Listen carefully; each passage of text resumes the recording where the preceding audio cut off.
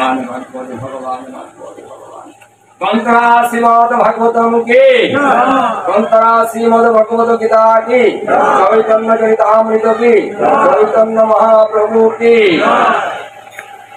आज के लोकनाथ ब्रह्मचारी बाबार आविर्भाव तिथि की सकल भक्तेर आगमन की आगत भक्तेर कल्याण की सारा विश्वे हरिनाम संकीर्तन की अनंत कोटि साधु गुरु वैष्णव की सर्वजीवेर कल्याण की जस्मिन् तुष्टि जगत तुष्ट पीतिति पीतितं जगत। आज के আমরা শুভ দিনে শুভক্ষণে শুভ তিথিতে আমরা সবাই সমাগত হয়েছি, কারণ শাস্ত্রে বলেছে যে কলিকালে কোনো অবতার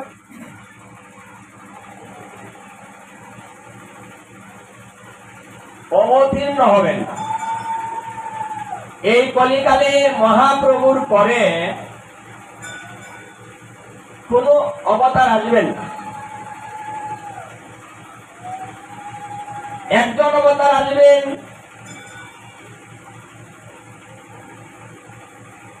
সেই অবতার হচ্ছেন কল্কি অবতার।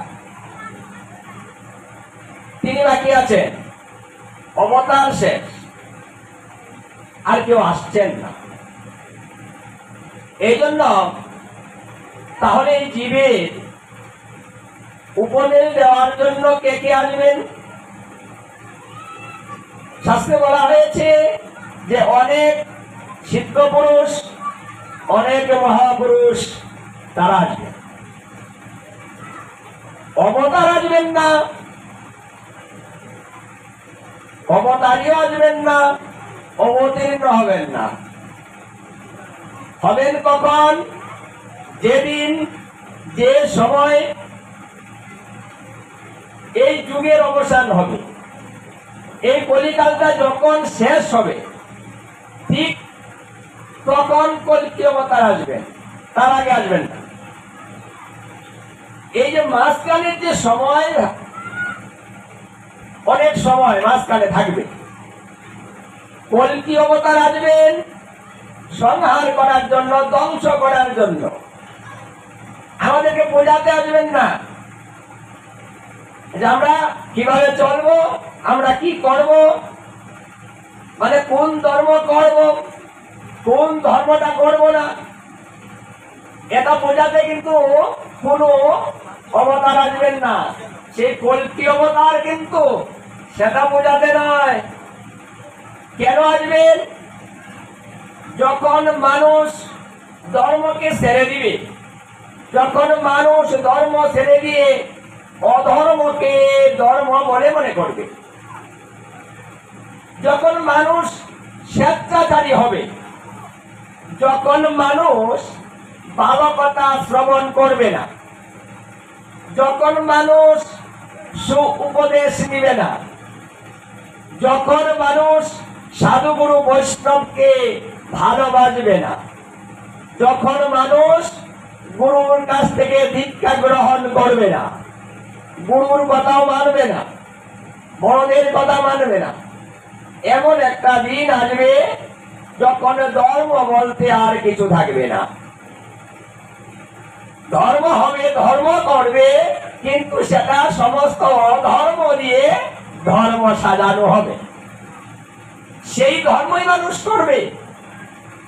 যখন কেউ বুঝবে না, বুঝালে মানবে না, তখন ভগবানের কি করার আছে?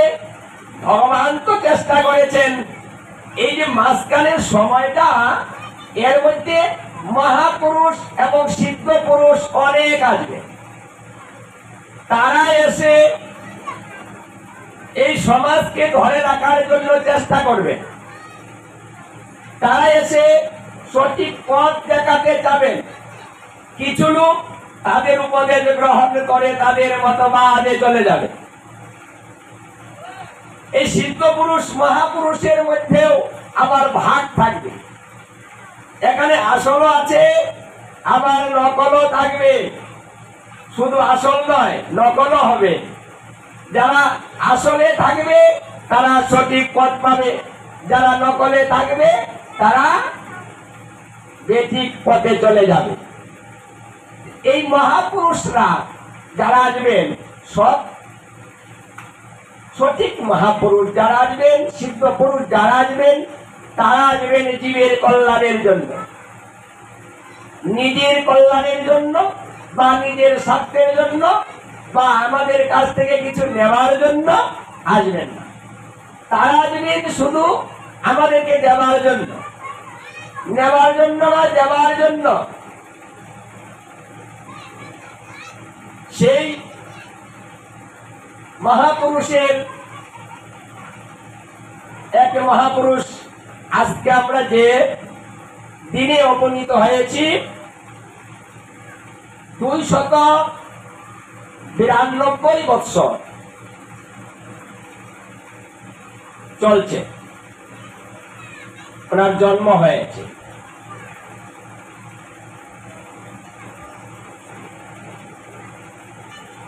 আজকে আমরা সেই দিনটাতে উপনীত হয়েছি। কারণ এই দিনে কি হবে? এই দিনে ভালো ভালো কথা হবে। এই দিনে আমরা মহাপুরুষদের স্মরণ করব, মানে ভালো মানুষের স্মরণ করব। ভালো মানুষের স্মরণ করলে কি হবে? বলছি যে মহতের কৃপা ভিন্ন কার্য সিদ্ধি নাই হয়। এই মহাপুরুষরা হলেন মহৎ ব্যক্তি। এই মহতের কৃপা ছাড়া কোনো কার্য সিদ্ধি লাভ হবে না, এমনকি কৃষ্ণ ভক্তিও হবে না। তাহলে আমাদের দরকার হচ্ছে কৃষ্ণ ভক্তি, এবং আমাদের দরকার হচ্ছে এই ধরাধামে কোনো কার্যে সফলতা মানে শান্তি। আমরা যে কাজ করব সে কাজটা যেন ভালো হয়। আমরা সবাই চাই একটু শান্তিতে যেন বসবাস করতে পারি, শান্তিতে যেন আমার এই জীবনটা আমি কাটাতে পারি। এই শান্তিটাই তো আমরা চাই। এই আজকে ঘর ছেড়ে সবাই এখানে এসেছেন, কেন এসেছেন? এখান থেকে অশান্তি নিতে, যে সুমনের ওখানে আজকে অশান্তি বিতরণ করা হবে, সবাই চলো সেখান থেকে কিছু অশান্তি নিয়ে বাড়িতে চলে আসি। তার জন্য কি এসেছেন? আসেননি। কেন এসেছেন? কিছু শান্তির খুঁজে এসেছেন, কিছু শান্তি নিতে এসেছেন। সংসারের জ্বালা যন্ত্রণা ভালো লাগে না, এখানে গেলে একটু শান্তি পাওয়া যাবে। এখানে গীতা ভাগবত এই মহাপুরুষদেরকে নিয়ে আলোচনা করা হবে। আজকে এই লোকনাথ ব্রহ্মচারী বাবার আবির্ভাব তিথি, আজকে এখানে প্রসাদ বিতরণ হবে। তাহলে কৃষ্ণ কথাও শ্রবণ করতে পারবো, আবার একটু প্রসাদও গ্রহণ করতে পারবো। এই যে ভালোটা নেবার জন্য কিন্তু আমরা সবাই এখানে এসেছি। যাদের জন্মে আমাদের জীবের কল্যাণ হয়, সেই তিথিতে তাদেরকে স্মরণ করতে হয়। আর ওই তিথিতে তাদেরকে স্মরণ করলে কি হয়? তাদের কৃষ্ণ ভক্তি এবং এই জগতের জ্বালা যন্ত্রণা সংসার বন্ধন সবকিছু মুক্ত হয়ে গিয়ে সে ভক্তিতে পদার্পণ করে। মানে এই কাজটাই এখানে আসলে হয়, যার জন্য আমরা সবাই এখানে এসেছি। দেখুন, এই মহাপুরুষদের জীবনী কিছু আলোচনা করতে হয়, তাদেরকে স্মরণ করতে হয়। তিনারা কিভাবে আসলেন, কেন আসলেন, এসে কি করলেন, মানে কিছু তো আমাদের জানা দরকার। বা যার জন্য এসেছি তার জন্য কিছু শুনলাম যে উনি কেন এসেছিলেন, কারণটা কি ছিল। তাহলে এই যে মাঝখানের সময়টা কিন্তু আমাদের খুব গুরুত্বপূর্ণ সময়।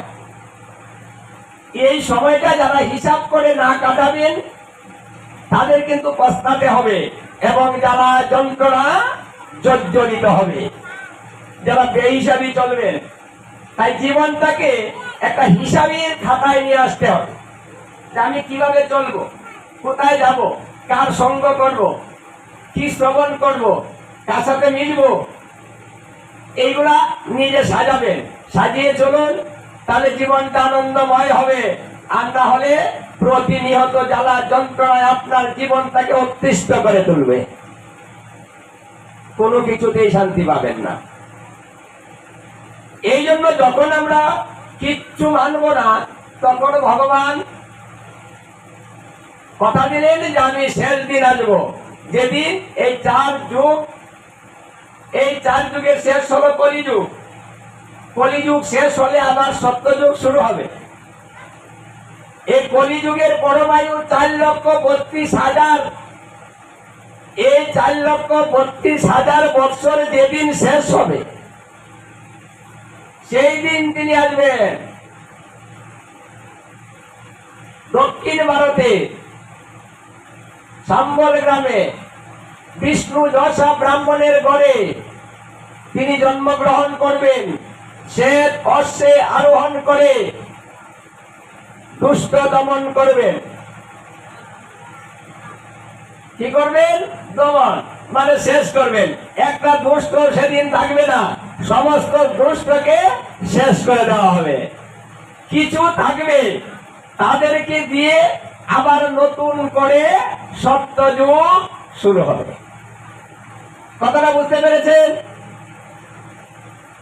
আবার কিন্তু সত্যযুগ আসবে, ওই দুষ্ট শেষ হয়ে যাবে, আবার ভালো যে থাকবে তাদেরকে দিয়ে আবার সত্যযুগ শুরু হবে।